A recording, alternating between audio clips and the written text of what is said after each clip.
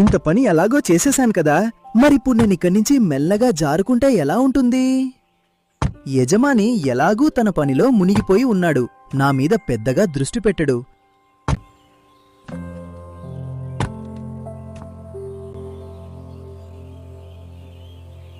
ఏరా కొడుకా, గాడిద, ఎక్కడికి జారుకుంటున్నావు? నీ చాకచక్యం అంతా నాకు తెలుసు. నడు, త్వరగా తిరిగి పనిలో పడు. వెనక్కి తిరుగు. అది నేను జారుకోవడం లేదు యజమాని. ఊరికే అలా వాతావరణం ఎలా ఉందో చూసి వద్దామని. చాలా అలసిపోయాను కదా, ఎంత పనిచేస్తాను యజమాని, కాస్త విశ్రాంతి కూడా కావాలి కదా. అవునవునవును, ఎందుకు కాదు. నువ్వు విశ్రాంతి తీసుకో, ఈ కలప అంతా నేనే మోస్తాను. అయ్యయ్యో, నీ సున్నితమైన నడుము ఎక్కడైనా పట్టుకుపోతుందేమో. వెళ్ళు, కాసేపలా తిరిగొచ్చేయి. అబ్బో యజమాని, మీరు నిజంగా చాలా పెద్ద మనసున్నవారు. గాడిద కొడుకా, ఉదయం నుంచి మెక్కి మెక్కి తిన్నావు. అడవికి రాగానే అలసిపోయావా? ఉండు, నీ పని చెప్తా. అమ్మో, ఇప్పుడే నా తిట్లు దెబ్బలు తప్పాయి. ఇలా సున్నితమైన నడుము అని పొగుడుతూ ఎవరైనా కొడతారా భయ్యా? సర్లే సోము, మళ్ళీ పని మొదలుపెట్టు. ఈ విధంగా నిర్బంధంలో ఉన్న సోము అనే గాడిద మళ్లీ బరువులు మోయాల్సి వచ్చింది. ఇది బిలాస్పూర్ గ్రామంలో నివసించే సోము అనే ఒక కష్టపడే గాడిద కథ. అది తన యజమాని అయిన వీరు వల్ల ఎప్పుడూ బాధపడుతూ ఉండేది. అసలు ఎప్పుడు నేనే ఎందుకు బరువులు మోయాలి? మనుషులు కూడా గాడిదలలాగా పనిచేయాలి కదా. కష్టమంతా మా మీదే తోసేసి ఈ మనుషులు మాత్రం హాయిగా అనుభవిస్తున్నారు. భగవంతుడు వీరికి కూడా చేతులు భుజాలు ఇచ్చారు కదా. సోము గొనుగుతుండగా వీరు వినేస్తాడు. గాడిదవై పుట్టావు, గాడిదలాగే పని చేసి చేసి చచ్చిపోతావు. పెద్దగా మనుషులతో సమానంగా మాట్లాడటానికి వచ్చాడు. మనుషుల దగ్గర బుద్ధి ఉంటుంది. బుద్ధి. సోముకి ఈ మాట వినగానే చాలా కోపమొచ్చి కాళ్ళు నేలకేసి కొడుతూ అక్కడ్నించి వెళ్ళిపోయింది. కోపంలో ఇల్లు వదిలేయితే వచ్చేశాను కాని ఇప్పుడు నేను ఎక్కడికి వెళ్ళాలి? నడుస్తూ నడుస్తూ సోము ఒక దట్టమైన అడవి మధ్యలోకి చేరుకుంది. అబ్బా, ఇది చాలా దట్టమైన అడవి. మనుషులు తమ కోసం మాత్రమే అందమైన ఇల్లు కట్టుకున్నారు. మిగిలిన మేమంతా ఇక్కడక్కడ తిరుగుతూ చావాల్సిందేనా? మా గురించి ఎవరికీ పట్టింపు లేదు. ఉదయం నుంచి సాయంత్రం దాకా పనిచేసి చావడమే మా పని. దానికి ప్రతిఫలంగా మాకు ఏమీ దొరుకుతుంది? కేవలం 2 పూటల ఎండు తిండి. వాళ్లు మాత్రం నెయ్యి పాలు తింటారు. మా ముందర మాత్రం కొన్ని శనగలు పడేసి తిను అంటారు. అయ్యయ్యో, కళ్ళు లేనట్టు దారికి అడ్డంగా ఎందుకు నిలబడ్డావు? పక్కకి జరుగుతావా లేదా నా మొహం చూపించమంటావా? పక్కకి జరుగు. చాలా బాధలో ఉన్నట్టున్నావు బిడ్డా, ఏమైంది? నువ్వెవరు? నా బాధ తెలుసుకుని ఏం చేస్తావు? మీ మనుషులంతా ఒకేలా ఉంటారు, ఒకేలా. నా బాధ మీకు అర్థమవుతుందా? లేదు కదా, అందుకే నన్ను వెళ్ళనివ్వండి. బిడ్డా, జనాలు నన్ను ఒరట్టుబాసీ బాబా అని పిలుస్తారు. నీ బాధేంటో నాకు చెప్పు, మేము నీకు సహాయం చేస్తాం. ఓహో, అయితే మీరు ఆ ప్రసిద్ధ బాబా కదా, ప్రతిదీ తలకిందులు చేసేస్తారు. అసలు మీరు ఎలాంటి సాధన చేస్తున్నారు బాబా? ఇది చాలా విచిత్రమైన పద్ధతిగా ఉందే. ఇదే మా ప్రత్యేకత బిడ్డా. సరే, నీ బాధ ఏంటో చెప్పు. బాబా అడగడంతో సోము తన బాధనంతా చెప్పుకొచ్చింది. ఆ బాబా విచిత్రమైన సరదా స్వభావం కలవాడు. ఆయన ప్రజల విచిత్రమైన కోరికలను తీర్చడంలో తిట్ట. సరదాగా సోముతో ఇలా అన్నాడు. మరి ఈ అన్యాయానికి ఒక పరిష్కారం చేస్తే ఎలా ఉంటుంది? మనుషులను గాడిదలుగా, గాడిదలను మనుషుడుగా మార్చేస్తే ఎలా ఉంటుంది? ఇది వినగానే సోము చాలా సంతోషపడింది. కాని బాబా మాటలను పూర్తిగా నమ్మలేకపోయింది. సోము ఆలోచించి బాబాని అడిగింది. వావ్, అలా కూడా జరుగుతుందా? అయితే బాబా, ఈ ప్రపంచాన్ని తలకిందులు చేసేయండి. ఇప్పుడు మనుషులు గాడిదలవ్వాలి, గాడిదలు మనుషులవ్వాలి. తథాస్తు. రేపు ఉదయం సూర్యుడు ఉదయించగానే ప్రపంచం తలకిందులైపోతుంది అన్నాడు. సోము చాలా ఆశలతో ఇంటికి తిరిగి వెళ్ళింది. అది రాగానే యజమాని దాన్ని ఎద్దేవా చేశాడు. రే గాడిదా, నీకెక్కడా ఆధారం లేనప్పుడు ఇల్లు వదిలి ఎందుకు పారిపోతావురా? సోముకి యజమాని మాటలు నచ్చలేదు. కాని రేపు ప్రపంచం తలకిందులు కాబోతోందనే సంతోషంలో యజమాని మాటలను పట్టించుకోలేదు. మాట్లాడు మాట్లాడు, నీకు ఇంకొక రోజు సమయం ఉంది, ఏమైనా మాట్లాడు. రేపటి నుంచి నేనే యజమానిని అవుతాను, అప్పుడు నీ సంగతి చెప్తాను. ఇలా ఆలోచిస్తూ ఉండగానే సోము ఎప్పుడు నిద్రపోయిందో దానికే తెలియలేదు. మరుసటి రోజు ఉదయం సోముకి మెలకువ వచ్చేసరికి తను ఒక మనిషిగా మారిపోయినట్లు చూసింది. వావ్, భలే జరిగింది. ఇప్పుడు నా తలరాత మారబోతోంది. ఇప్పుడు వస్తుంది అసలైన మజా. ఇప్పుడు నేనే యజమానిని. సోము సంతోషానికి అవధుల్లేవు. కాని అసలైన మజా ఎప్పుడు వచ్చిందంటే ఊర్లోని మనుషులంతా గాడిదలుగా మారిపోవటం చూసినప్పుడు. ఎదురుగా వీరు గాడిదగా మారి నిలబడి ఉన్నాడు. అతని వీపు మీద కలప బరువు ఉంది. బాబోయ్, ఎంత మంచి దృశ్యం! కళ్ళకి చల్లగా ఉంది, కడుపు నిండా చూసుకుంటాను. హహ, ఇప్పుడు మీరు బరువులు మోయండి, మేము రాచరికం చేస్తాం, అనుభవించండి.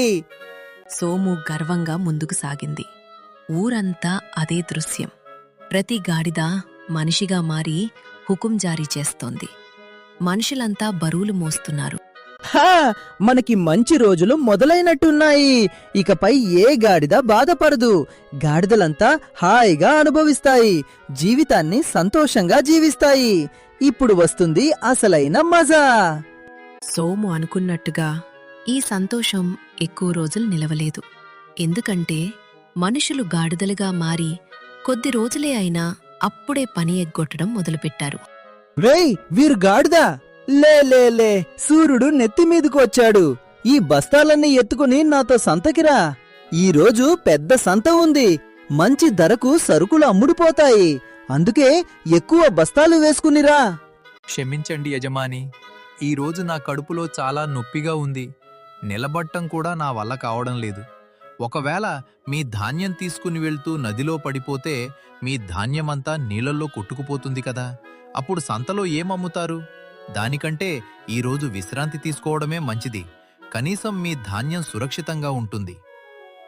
ఇలా చెప్పి వీరు గాడిద ఇంకోవైపు ముఖం తిప్పుకుని పడుకుంది. సోముకి చాలా కోపం వచ్చింది. కోపంలో సోముకి ఆకలి వేస్తున్నట్లు అనిపించింది. సరే, కాస్త వంటగదిలోకి వెళ్ళి తినడానికి ఏమేమున్నాయో చూస్తాను. ఇప్పుడు మనిషిగా మారాను కదా, రకరకాల రుచులు చూడాలి. నేను గాడిదిగా ఉన్నప్పుడు ఈ యజమాని రోజు మంచి మంచి వంటలు చేసుకుని తినేవాడు. మంచి సువాసన వచ్చేది. నేను కేవలం వాసన చూస్తూ ఉండిపోయేవాడ్ని. ఈరోజు వాసన చూడటం కాదు, కడుపు నిండా తింటాను. సోము మంచి తిండి కలలు కంటూ వంటగదిలోకి వెళ్ళింది. కాని అక్కడంతా పచ్చి సరుకులే ఉన్నాయి. వండకుండా రుచికరమైన తిండి ఎలా దొరుకుతుంది? నాకు మనుషుల్లాగా వంట చేయడం రాదు కదా, ఇప్పుడేం చేయాలి? చాలాసేపు వెతికిన తర్వాత సోము బుట్టలో ఉన్న క్యారెట్ తీసుకుని పచ్చిదే నమలడం మొదలుపెట్టింది. ఛీ, ఇది కూడా ఒక తిండేనా? ఈ పచ్చి క్యారెట్లు నేను రోజూ నమిలేవాడిని కదా, హద్దు దాటిపోయింది. మనిషిగా మారి కూడా పచ్చి క్యారెట్లే తినాలా? మనిషిగా మారి ఏ ఉపయోగం? 1-2 రోజులు గడిచాయి. సోము ఆ పచ్చి తిండితోనే రోజులు నెట్టుకొస్తోంది. వీరుగాడిదకి ఏ పని చెప్పినా వీరు తన పాత మనుషుల బుద్ధి ఉపయోగించి రకరకాల సాకులు చెప్పేవాడు. అబ్బో, నేను గాడిదగా ఉన్నప్పుడు కూడా ఇంత సుఖం లేదు. నా చేత పిండి పిండి పని చేయించేవారు. ఈ వీరు మాత్రం సాకులు చెప్తూ రోజంతా విశ్రాంతి తీసుకుంటున్నాడు. సోము కూర్చుని ఇదంతా ఆలోచిస్తుండగా మనుషులుగా మారిన మరికొన్ని గాడిదలు సోము దగ్గరికి వచ్చాయి. రేయ్ సోము, సోము,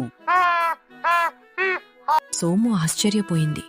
మనిషిగా మారిన తర్వాత కూడా ఇవి ఓంచ్ ఓంచ్ అని అరుస్తున్నాయేంటి అని.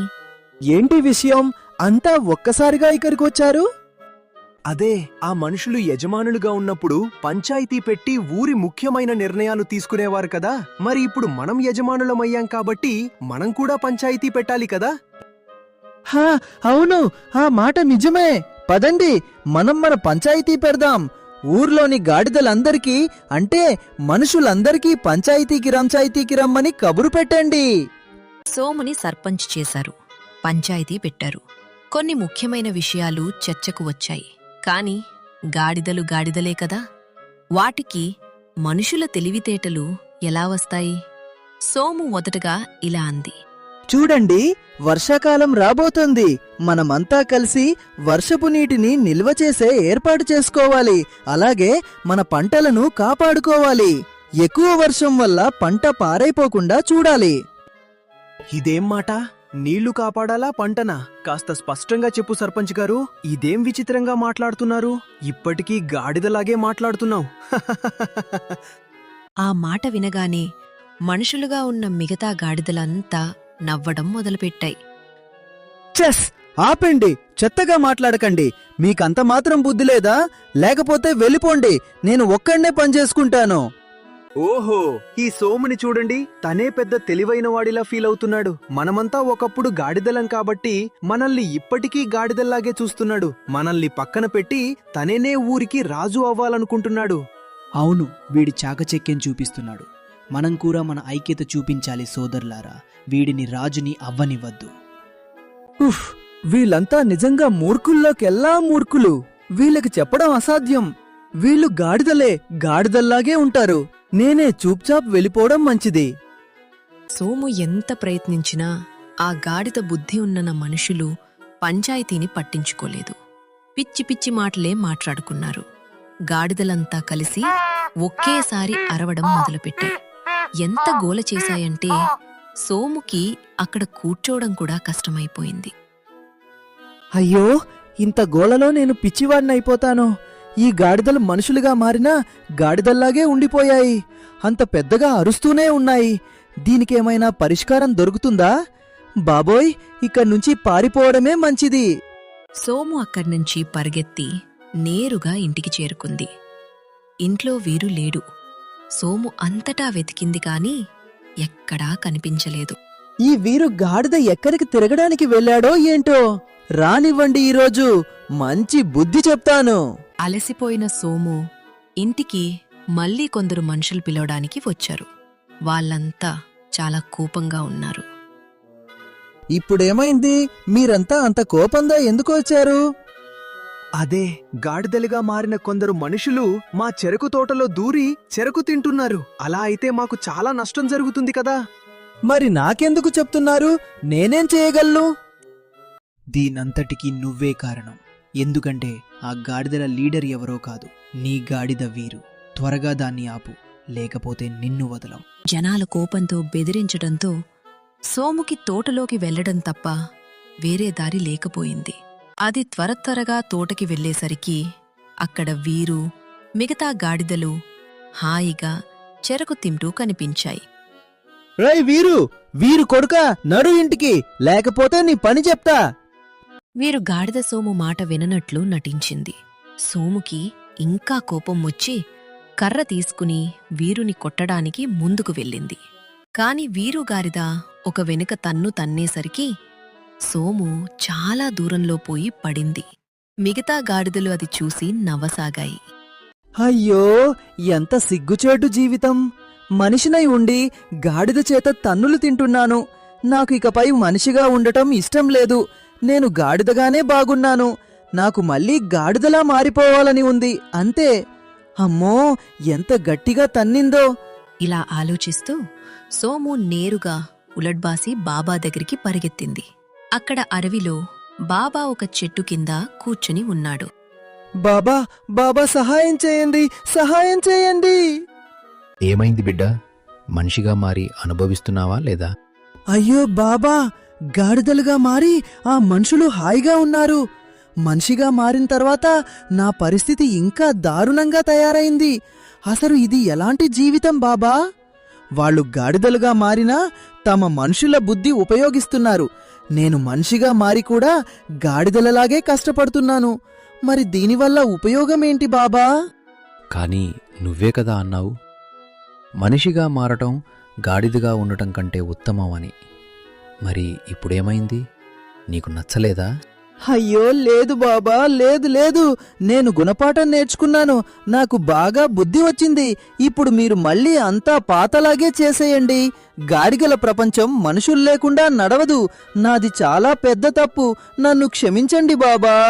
సోము పరిస్థితి చూసి బాబాకి అర్థమైంది. దానికి నిజంగానే తన తప్పు తెలిసి వచ్చిందని. సరే బిడ్డా, నీ అనుభవం పూర్తయింది. ఇప్పుడు నేను ప్రపంచాన్ని మళ్ళీ పాతలాగే చేసేస్తాను. ఓం నమ శివాయ. బాబా, ఇప్పుడు అంతా సరిపోతుందా? అంతా పాతలాగే మారిపోయిందా? నేను వెళ్ళి చూడనా? సోము, అంతా పాతలాగే మారిపోయింది. ఒకసారి నిన్ను నువ్వు చూసుకో. నువ్వు మళ్ళీ గాడిదవైపోయావు. సోము తన శరీరాన్ని చూసుకోగా తను నిజంగానే మళ్ళీ గాడిదగా మారినట్లు గమనించింది. ఇక సోము ఆగలేక వేగంగా ఇంటికి పరిగెత్తింది. ఇంట్లో వీరు కాకా బావి నుంచి నీళ్లు తోడుకుని వస్తున్నాడు. ఏరా, వచ్చేశారా సోము మహారాజ్? ఎలా ఉంది అనుభవం? మనిషి నుంచి గాడిదగా, గాడిద నుంచి మనిషిగా మారడం బాగానే ఉందా? పద, మళ్ళీ మన జీవితం మనం జీవిద్దాం. సోముకి ఈరోజు మొదటిసారి వీరు కాకాని చూసి చాలా సంతోషమేసింది. అది నేరుగా వెళ్ళి తన యజమాని కాళ్లమీద పడింది. అబ్బా, ఏంటి సోము, అంతా ఓకేనా? మనిషిగా మారి నీకేం పెద్దగా నచ్చనట్టుందే. బాబోయ్, వద్దు యజమాని, నా కాళ్ళెందుకు గుంజుతున్నారు? దండం పెడతాను. ఇలాంటి సరదా నాకు ఇంకెప్పుడు వద్దు. సరేలే అయితే, సమస్యేం లేదు. ఇప్పుడు మనం ఏదైనా తిని పనిలోకి దిగుదాం. ఈరోజు నీకోసం ఒక ప్రత్యేకమైన తిండి తెప్పించాను. తిండి అనగానే సోము చాలా సంతోషపడి త్వరగా వెళ్లి చూసింది. అక్కడ గడ్డిలాంటిదే ఉంది కాని సోము దాన్ని రుచి చూడగానే రుచి చాలా కొత్తగా అనిపించింది. ఇదేంటి యజమాని? ఇది చూడ్డానికి గడ్డిలాగే ఉంది కాని చాలా విచిత్రంగా రుచిగా ఉంది. అసలు ఇదేంటి యజమాని? సోము, ఇది రాజస్థానీ గడ్డి. చాలా దూరం నుంచి ప్రత్యేకంగా నీకోసం తెప్పించాను. దీని రుచి నీకు నచ్చుతుంది. ఇది నీ ఆరోగ్యానికి కూడా చాలా మంచిది. ఇప్పట్నుంచి నువ్వు ఇదే తిను. నువ్వు ఇంత కష్టపడతావు గదా, నిన్ను చూసుకోవడం నా బాధ్యత కాదా మరి? మీరు కాకా కూడా ఇప్పుడు సోముతో చాలా ప్రేమగా ఉంటున్నాడు. ఎందుకంటే ఎక్కడో ఒకకడ గాడిదగా మారిన తర్వాత ఆయనకి కూడా అర్థమైంది సోము ఎంత కష్టపడుతుందో. ఒకరి స్థానంలో ఉండి ఆలోచించే వరకు వారి కష్టం మనకు అర్థం కాదు. పరిస్థితులను నిందించడం కంటే ఉన్నదాంట్లోనే పరస్పర అవగాహన, ప్రేమలతో జీవించడమే నిజమైన జీవితం. మా వీడియోను చూసినందుకు మీ అందరికీ మనస్ఫూర్తిగా ధన్యవాదాలు. మీ పేరు తదుపరి వీడియోలో రావాలా? అయితే ఆలస్యం చేయకుండా ఈ వీడియో కింద ఒక అందమైన కామెంట్ చేయండి. మీ కామెంట్తో పాటు మీ పేరును మా రాబోయే వీడియోలో ప్రత్యేకంగా చూపిస్తాం. ఇలాగే మీ ప్రేమను, సపోర్ట్ను మాపై చూపుతూ ఉండండి. లైక్ చేయండి, షేర్ చేయండి, సబ్స్క్రైబ్ చేయడం మర్చిపోకండి.